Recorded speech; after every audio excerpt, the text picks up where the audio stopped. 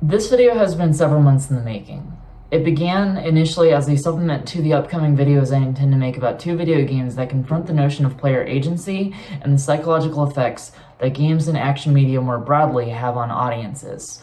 I was putting the final touches on the script when a racially charged mass shooting occurred in Buffalo, mirroring similar massacres in Christchurch, New Zealand, and in Charleston, South Carolina.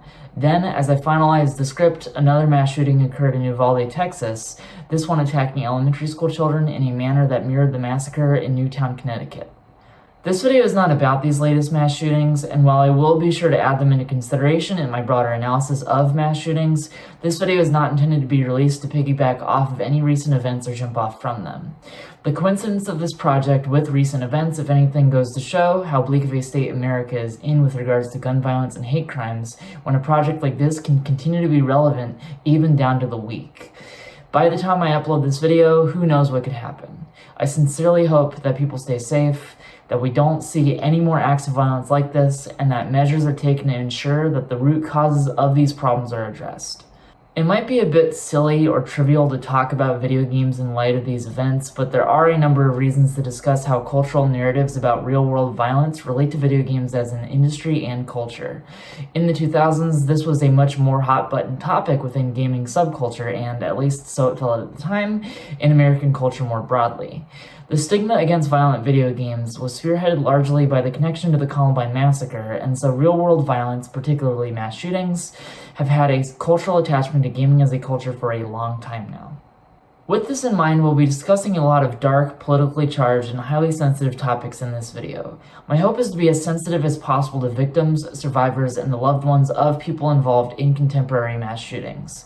As well, I hope to come from a compassionate perspective when discussing the topics at hand. I am not trying to suggest any group or persons discussed in this video, apart from the mass shooters themselves, are guilty of any criminal wrongdoing, and while I may infer from sources and put forth my own arguments, I want to be careful to note that any opinions I put forth are opinions based on sources that I came across in my research. If any source is inaccurate or skewed in its perspective to suit a narrative, then I will modify my inferences or statements with clarification in some form or another at a later point. Video games do not make people violent. In the year 2022, in the wake of increasingly high volumes and highly publicized cases of mass shootings, we're beginning to see more and more what does lead one towards violence, particularly the gun violence that games are often blamed for. It would be reductive to say one specific phenomenon is responsible for so much violence. It would even be reductive to make violence out to be one specific phenomenon, rather than a series of related phenomena. When we talk about violence in reaction to video games, the specific violence that gets brought up is mass shootings, and on a broader level, civilians committing acts of gun violence with intent to kill, typically young men with no criminal background, no prior known violent activity, and no connections to gangs or other groups that would have their acts of violence exist within a specific network of influence. The narrative was not simply that games make young boys get aggressive and hurt other boys at their school or anything of the sort. Instead, it was the idea that games would train young men to kill. This narrative was largely spurred by the highly publicized Columbine High School massacre, in which two teenage boys, Eric Harris and Dylan Klebold, committed acts of premeditated gun and bomb violence against fellow kids at their school. They were avid fans of the video game Doom and spoke of their intended killings as if Doom were a major inspiration. The games train young men to commit acts of gun violence against innocent people narrative is, in 2022, very obviously wrong for a few reasons. First, games don't seem to be a common thread behind the inspiration of mass shootings since Columbine. Second, we have much better access to the intentions behind a lot of these attacks, and know that a large number of them were motivated by ideological sympathies to far-right groups and, more broadly, white supremacy and misogyny. Third, and this is important, we live in a country that already does train people to kill. We literally train police officers and soldiers to kill. And many times, police officers and soldiers have killed innocent civilians both in our own country and abroad, oftentimes with little to no consequence. And this has all been highly publicized for decades now. We're taught to see state violence as not violent by nature, to see the state as ethical by nature, and thus it's resulting in the deaths of people, regardless of whether or not they're innocent, as the necessary consequences of an ethical process. Thus, when we look at mass shootings, we tend to look at them as existing within a separate pattern from state-sanctioned violence, such as violence through warfare or military action, or violence from the police. I would argue that video games are more likely to make someone become a soldier or a police officer than to make someone become a mass shooter. But this is not part of consideration about if games make people violent, because violence in this case is defined by its illegality and lack of evident prior cause rather than by its essence. By that same token, the narrative never makes video games out to be the culprit of gang-related violence, even when gang-related violence can happen from teenage boys, can result in murder, and a number of teen boys in gangs likely also play video games. The stigma about video games making kids violent is, in this sense, very centered on a specific type of person, the white male loner. When we hear that video games train people to kill or that they are responsible for mass shootings, what we are really hearing is a basic claim that video games are a primary factor in the motivation and inspiration from white male loners, particularly teenage boys, to commit acts of seemingly random massacre, and that video games not only inspired the boys, but gave them the skills to execute an effective massacre. I'll pick apart this basic claim about video games throughout this video, coming through its history, its inaccuracies, and providing a more accurate picture of what's really going on. But I want to say here at the offset that I find there to be something really convenient about the narrative that a teenage boy could execute supposedly highly efficient weaponized massacre at all, when viewing it in the wake of, at the time of writing this intro, the latest massacre in Uvalde, Texas. We see reports within this latest shooting of police incompetence or even possible deliberate refusal to engage the killer. It seems that stopping a killer with police force would be significantly less difficult than young men are becoming trained killers would have you believe. I'll use a counterexample to make a point here. Christopher Dorner was a Navy SEAL who also served as a police officer. When discovering what he alleged was police corruption in the LAPD that resulted in his being fired, Dorner laid out a manifesto detailing his intent to commit a highly efficient, weaponized assault on several members of the LAPD. Dorner was clearly, as stated in his manifesto and reflected in his military career, highly trained for real in weaponized combat. He only killed 3 people before being killed by police. Dorner is an example that intent to kill mixed with great competency with several different kinds of weapons and military strategic tactics isn't enough to commit massacre. Dorner also said in his manifesto the exact ways in which he obtained the weapons he was going to use and attempted to demonstrate that the ease of access to military-grade firearms for any citizen is an alarming case for the need to initiate stricter gun control laws. So when we look at mass shootings, we can't just look at them as a bad guy with a gun who can only be stopped by a good guy with a gun, because it's apparent that a large amount of the result of massacre is circumstantial, either inaction on the part of the supposed good guys with guns, incompetency, or some broader systemic cause, such as the ease of access to firearms as the most obvious potential issue. These are not highly trained killers. They are kids with military-grade weapons at their disposal. So no, video games do not make people violent, but video games have had a long-standing cultural issue of contending with violence as a form of political meaning.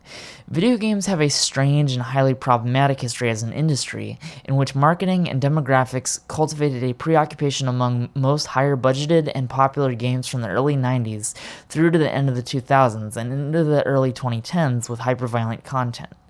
Violence, particularly gun violence, was not only omnipresent in a large number of both high-profile and middling success games, but was virtually untouched from within the industry, seen almost as a non-topic beyond whether or not one personally does or does not like to play violent games.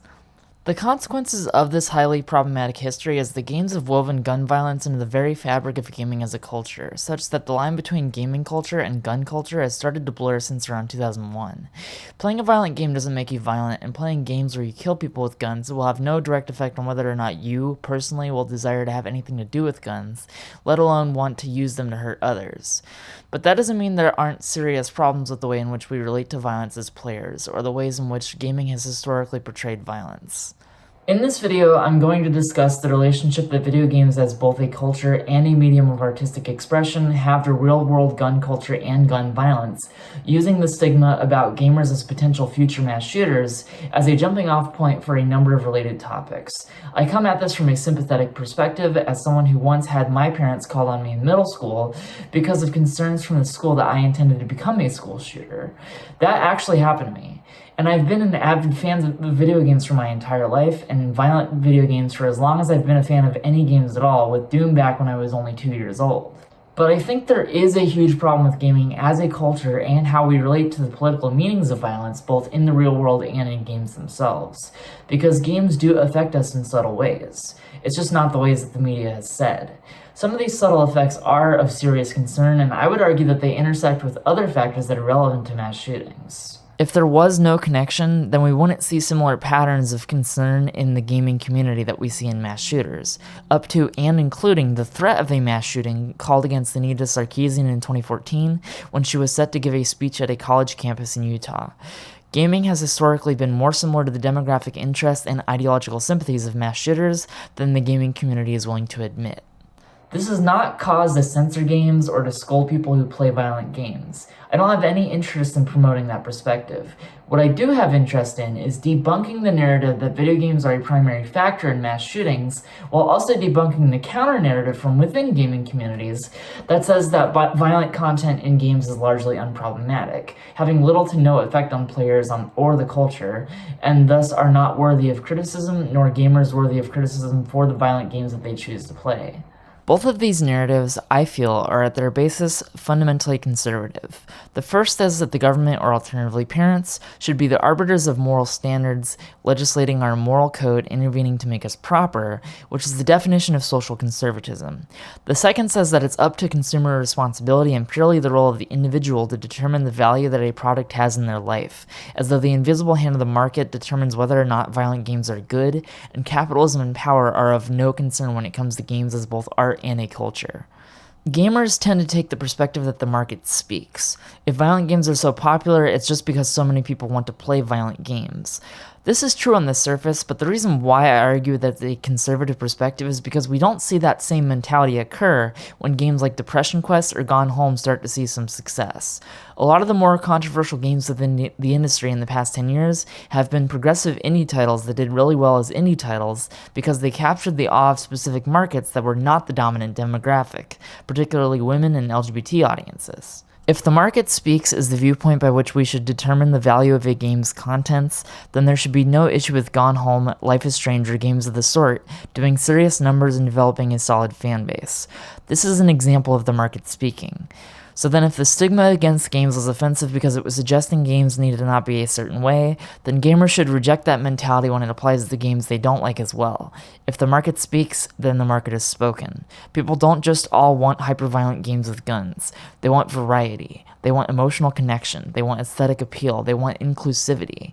For as many Call of Duty type games as there have been as many successful games that look more like Splatoon, Minecraft, Roblox, or others that are a far cry from the masculine-centric games of previous decades. If you take issue with a game having content you disagree with politically or culturally, such as games with progressive messaging or games with queer representation or a more feminine perspective, or a game with a market that isn't centered on the default heterosexual male demographic, if that kind of game is cause for concern to you, then you have to agree that there is some line at which we need to criticize the contents and messaging of games rather than appealing to the consumer responsibility argument.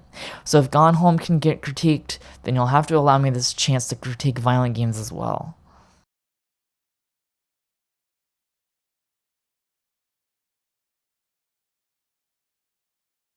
I intend to make a number of arguments in this video, and to understand them, you'll have to understand who I am. So here are a few details about me worthy of mention. I am a sociology undergrad at the time of this writing. I'm on my last year and have a significant number of credits in history, political economy, psychology, including social psychology, sociology, and across all of these, a particular emphasis in the social constructions of gender and sexuality, as well as in-depth research on the role of media narratives in promoting violent or oppressive ideologies, the role of ideology and gender performance in mass shootings, and the influence that capitalism plays on contemporary race and gender issues in the late 20th and early 21st centuries. I am not an expert, but I am by all accounts very well read and well versed in all of the topics pertaining to this video. As well, I am a lifelong fan of video games, particularly violent video games. My first ever video games as a kid were Doom and Doom 2. My favorite games growing up included Mortal Kombat Trilogy on the PlayStation, Turok 2 Seeds of Evil on the Nintendo 64, and Grand Theft Auto Vice City. I not only enjoyed the games, but delighted specifically in the spectacle of violence that they allowed. My favorite thing to do in Vice City would remarkably resemble real-world massacres, in that I'd go around armed to the teeth, killing innocent people to get my wanted level as high as possible, for no reason other than that it was fun to terrorize the citizens of Vice City. I was not shy about video game violence, and I absolutely loved it. And as with most fans of violent games, I knew it was fake. I never became a violent person. To this day, I abhor violence and haven't taken any violent action in my entire adult life, only having gotten into some fights when I was a very little kid. I do not represent the key demographic of violent games, and I certainly don't represent the attitude that these games hold, but I adore violent games, and I think I do in a way represent the average player of violent games as far as our relationship to violence both in fiction and outside of it. We enjoy the fictional depiction, we abhor the real-world equivalents. Violent games are only fun because they are games and not real. I've been playing games my entire life, and I've been playing violent games my entire life. This means a few things. It means first, that I'm no stranger to the culture of violent games, and have been tagging along as part of the culture since as long as just about anyone who will watch this video. Like, unless you were playing Splatterhouse in arcades back in the day, or had a copy of Chiller, then we were probably playing a lot of the same violent games growing up around the same time. Second, it means that I know the culture surrounding violent games from outside, specifically the controversies, the stigma, the cracking down on kids playing M-rated games, etc. I had to give up my copy of Grand Theft Auto Vice City as a kid because my mom was uncomfortable with the game. If I talked about Grand Theft Auto, it made her uncomfortable. My friends were sometimes banned from playing M-rated games altogether, and even among those who were allowed to play M-rated games, GTA was one of the big ones that was off limits to many kids at the time. I remember the media anger and moral panic about violent games. I remember Jack Thompson and his stupid face and his stupid statements about how GTA will make kids evil. I remember the lawsuits. I remember games being tied to massacres and other forms of gun violence as a sort of copycat crime of fictional game violence. I remember the rumors that the Columbine kids practiced their massacre in custom-made Doom levels that were laid out like the floor plans of their high school. Most of all, I remember the air, the nebulous sense among parents and teachers that kids who liked games like GTA, Doom, etc., were antisocial, with the implication that they might even be potential killers themselves.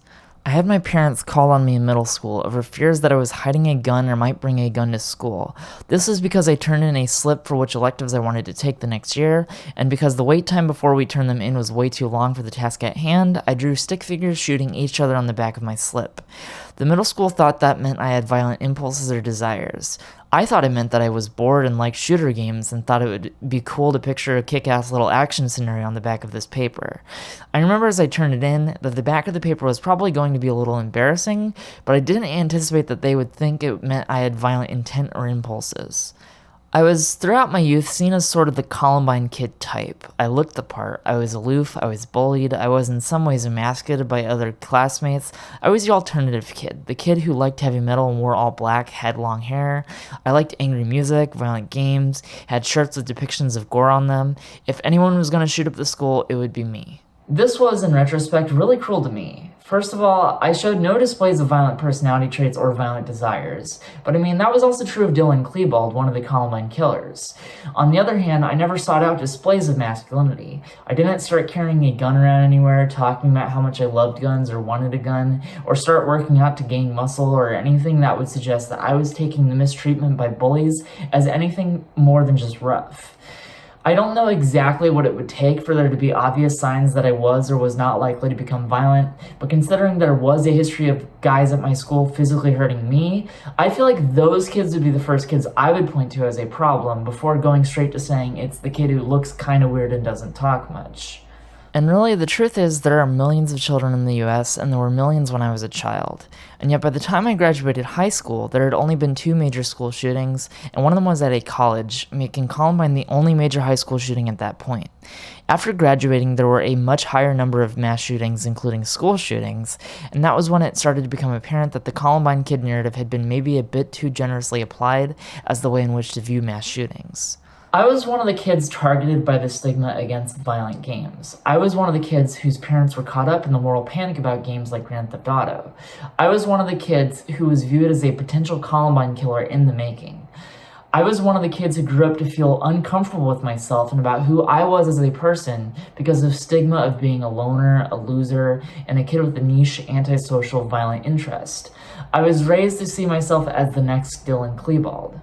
But I never became like him, not even close. Instead, I became a leftist, feminist, homosexual who loves girly stuff and thinks kittens are adorable. This wasn't in response to the bullying, emasculation, or stigma, nor me trying to reject my love of violent media as though I had soured on it. Nope.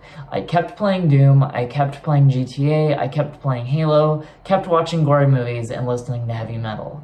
None of that stuff left my life or had been altered by the ways others treated me. I just grew up with my interests. I grew up to be more cognizant of the world around me and of circumstances broader than my own experiences. I grew up to not reject less masculine parts of my personality and instead fully embrace who I am, including the boy stuff and girl stuff that I kind of always loved even from early on. I would consider myself a healthy consumer of violent media. And that hasn't changed. I just recently saw Only God Forgives, which is brutal with regards to its depiction of violence, but I think is a truly amazing film. Be on the lookout in case I ever make a video about that film. It's important to describe where I'm coming from as a person who grew up immersed in the culture of gaming and playing violent games, because my positionality is unique here. I lived the stigma about violent games, loud music, and other subcultural pastimes associated with the Columbine shooters, and I also spent years studying history, sociology, and other disciplines applied specifically to topics much like this, including research on violent media, late 20th century US culture, and the role of the internet in shaping contemporary masculinity. And because of this, I found myself able to view with some skepticism both of the major discourses surrounding violent games. But more importantly than that is that we have to view these discourses as narratives, and narratives are important to understanding just about any contemporary social or political topic, but we often talk around narratives without ever openly acknowledging what they are or their presence in contemporary issues. So before we begin discussing video game violence and the relationship to real-world gun violence, we need to lay down a basic starting point for discussion by discussing narratives.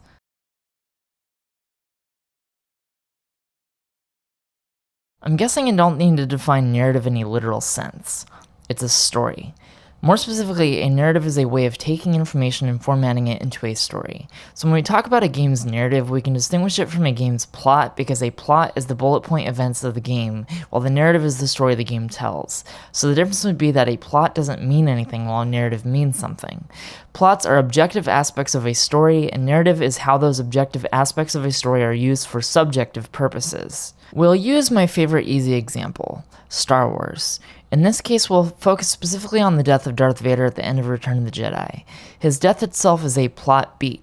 The narrative aspect of the scene is what you're supposed to get out of his death. The emotional state of sadness at the tragic loss of Luke's father, empathy for Luke as he sees his father's humanity for the first time, a sense of redemption, that Vader's sacrifice for Luke has led to him showing goodness for the first time in a long time.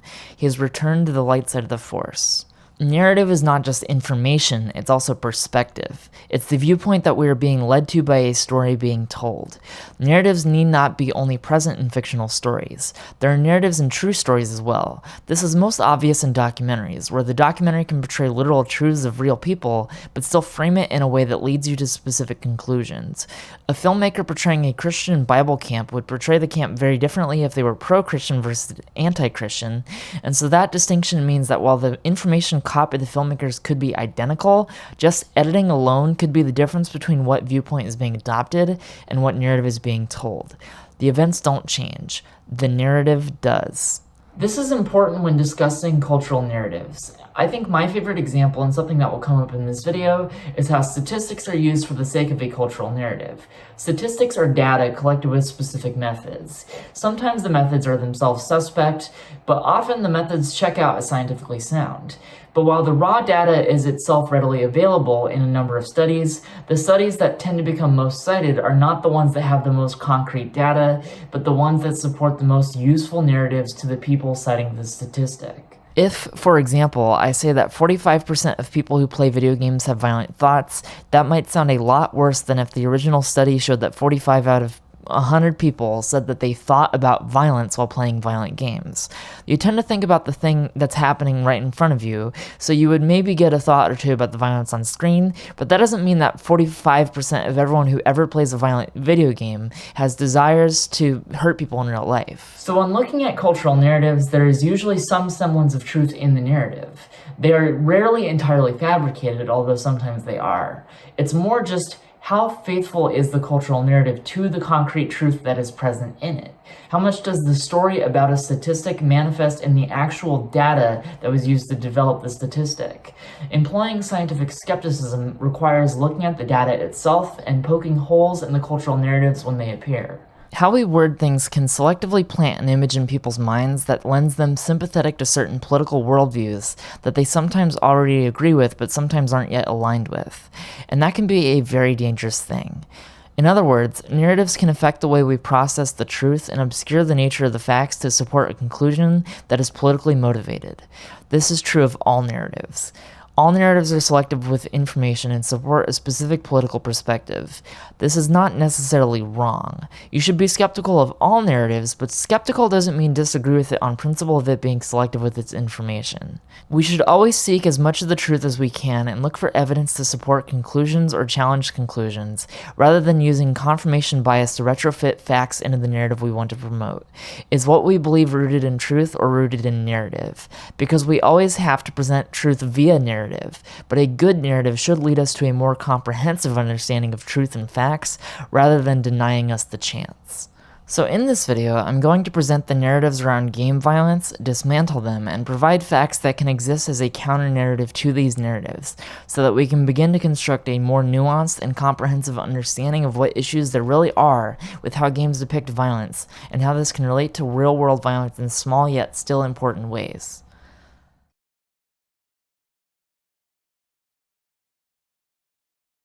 There are two historical narratives about the effects that games have on real-world violence. The first is the Columbine Kid narrative that says that violent video games influence vulnerable young men to commit acts of gun violence, a problem which can only be solved by removing video games from the lives of young men who enjoy them. The second is a counter-narrative presented by the gaming community over the years, which says that video games have no effect on players because they are fantasy and not reality, and players know this, meaning that they are by and large immune to any potential effects that exposure to violent content in games could have. In this video, I argue a third perspective that serves as a counter-argument to both of these narratives. Games do not produce violent impulse or inspire violent acts. However, the role that capitalism has played in the history of the gaming industry has resulted in a situation where games have, for quite a long time now, profited off of a socio-political perspective that appeals to young men and aligns with their values for demographic appeal. These values include forms of entitlement, aggression, moral retribution, and the symbolic power of violence and enacting justice that are seen as well in the acts of mass shootings that we've seen since Columbine and through to today. These values predate gaming and have been present in action media since decades before gaming began exploring violent narratives, but the popularity and mass quantity of violent games means that gaming as an industry is deserving of scrutiny in regards to how it proliferates these messages. The anxiety within the gaming culture from the late 90s through until around the time of Gamergate towards approaching the topic of critiquing the effects that violent games have on people has led to a situation in which gaming, for at least 2 decades and arguably through the 2010s to the current day, has had said critiques met with intense anger and even harassment, including the Gamergate harassment campaign. This lack of skepticism and critique from within the culture of gaming has lent itself well to being a hotbed for radicalization and recruitment into far-right groups and ideologies, including the incel and alt-right communities. The rest of this video will be broken down into 4 major sections. In part 1, I'll outline the history of controversies surrounding violent games, focusing on what are, in my opinion, the 3 major events that spurred the controversy: the Senate hearing in 1993 in response to Night Trap and Mortal Kombat, the Columbine Massacre in 1999 being tied to the killer's fascination with the game Doom, and the ongoing controversies surrounding the Grand Theft Auto series, beginning with the release of Grand Theft Auto 3. I will go through historical arguments surrounding the concern of games being too violent or conditioning children to become killers and debunk them, but also contextualize these controversies as being overstated from within the gaming community, providing some missing details that will reframe the narrative that games are being unfairly censored by outsiders with an agenda.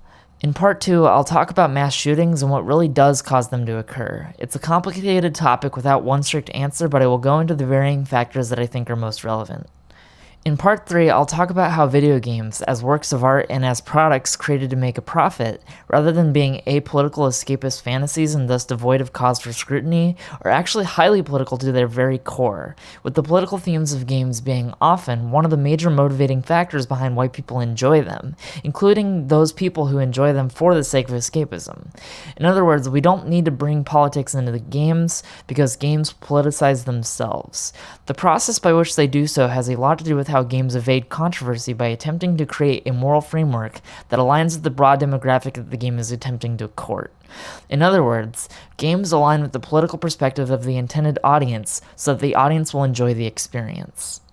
In part 4, I'll finally discuss how games relate to the real-world issues of violence. Games do not produce mass shooters, but they do often attempt to ideologically appeal to a demographic that is the primary demographic involved in mass shootings. Gaming as a culture has, since the 90s, continued to promote narratives that are similar to the apologia used to defend mass shooters, and said apologia is born out of broader U.S. cultural issues surrounding the way we view men, and particularly white men, in contemporary U.S. society. While gaming doesn't produce mass shooters, in part 4 I will outline exactly why mass shootings are a problem for the gaming community, even if we seek to disregard them as fundamentally unrelated. This will be a rough journey and may spark some disagreements from gamers. I come to you as a fan of the games and the culture and as an insider. I figure that if you want to demonstrate that the gaming community does not promote a toxic set of attitudes, then the best way to do that would be to not engage in harassing behaviors and instead to approach this as a civil discussion. I am intending to be civil myself, so I hope you'll return the favor. Thank you.